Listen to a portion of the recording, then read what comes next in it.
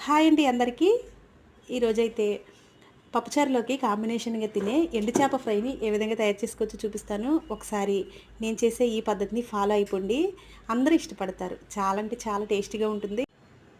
ముందుగా కొన్ని ఎండు చేప ముక్కల్ని తీసుకుని శుభ్రంగా పైపొట్టు పోయే వరకు శుభ్రంగా కడిగి పెట్టుకోవాలి.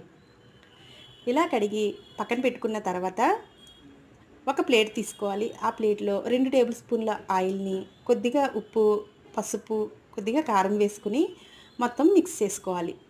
తర్వాత దీనిలో మనం కడిగి పెట్టుకున్న ఎండు చేప ముక్కల్ని కూడా ఈ విధంగా కలిపి ఒక ప్లేట్‌లోకి తీసుకోవాలి. ఇవి ఒక గంట పాటు నానితే సరిపోతుందండి. ఒక పక్కన పెట్టేసుకోవాలి.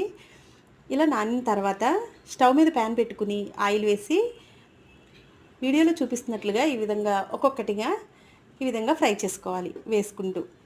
చూసారు కదా! ఇది అంతేనండి. ఇదైతే పప్పుచారులోకి అయితే రెడీ అయిపోయినట్లే. ఒకసారి తప్పకుండా ట్రై